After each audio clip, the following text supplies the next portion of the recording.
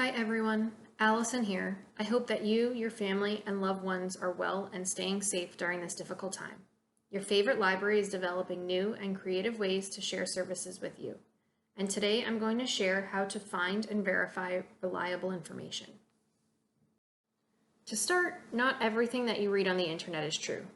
There are many forms of unreliable information, such as satire, parody, propaganda, news fabrication, and image photoshopping. Our objectives for today are to become familiar with techniques for evaluating the credibility of stories and to be able to articulate the value of getting information from multiple sources and perspectives. The spread of misinformation dates back to even the earliest civilizations. It's like a game of telephone. In the United States, our Constitution guarantees the freedom of the press, and to some, during the creation of our country, believed that that meant you could print anything you wanted. Even our founding fathers were frustrated with this. The International Federation of Library Associations and Institutions has created this graphic to show 8 steps in evaluating information and stories. Consider the source. Read beyond the headlines. Check the author. Does the information have supporting sources? Check the date. Is it a joke? Check your biases. And ask the experts. Step 1. Consider the source. In this step, you want to investigate the source of the information. Whether that is online or in print, investigate the publisher of the information. This will provide you with authoritative information. Is the website commercial, education, or a governmental website? Is it a nonprofit organization or a network? Educational, governmental, and organizational websites are the most trustworthy, as the information presented is verified, scholarly, and reviewed by experts.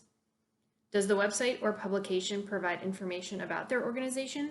See if they have an About Us page. Do they provide contact information? Would you be able to contact them if you had a question? Check the web address carefully here. There are websites that have been created to look like real websites. In this example, these websites have been created to look like news organizations. However, if you look closely, the web address, abcnews.com.co and nbc.com.co, that extra.co at the end tells you this is a fake website. Step 2, read beyond. Headlines can solicit a reaction on purpose. What's the whole story? Take time to read the entire article. Where does the information provided come from? Does the story contain links to their sources? Are the people being interviewed experts in their field, or are they just opinions? Also take into account spelling, grammar, and tone of language. This all provides you with the accuracy of the information. Step 3, check the author. There are a lot of news outlets. A journalist will have information published about them and their background. Check out who they are. Is the author affiliated with an organization? How long have they worked there? Do they have a degree from an accredited university or college program? What makes them a source of reliable information on the topic of which they have written? This provides you with authoritative information. Step 4, supporting sources. Check the links provided in the article. Do those links support the article or information?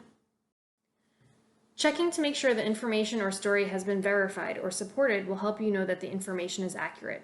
See if any other outlets have reported on the same content. Is the supporting information misconstrued in any way? Is it an interpretation?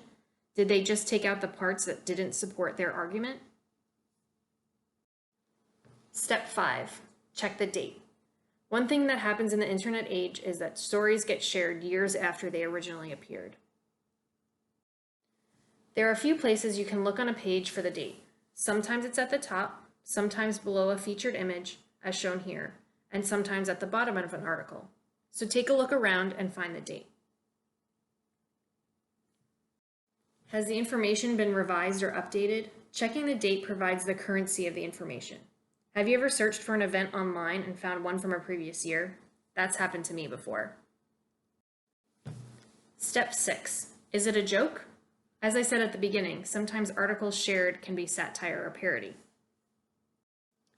This is an example of the accuracy of information, the language and tone. For example, there's a website called The Onion, which is exclusively satire. As you can see here, this is meant to be a joke. The article is relating Facebook, an online social media platform, to a phone switchboard. Then there are also articles saying celebrities did something that's untrue. Take a look at the date and web address. The address shows you that it's from a mock news website, and the date shows you that it's over 4 years old. As an aside, this website doesn't exist anymore. Step 7, check your biases. Everyone has their own opinions. What is the purpose of this information? Is the information influenced by politics or religion? Is it meant to influence the reader or viewer? This is the media bias chart created by AdFonts Media. AdFonts Media was created by Vanessa Otero.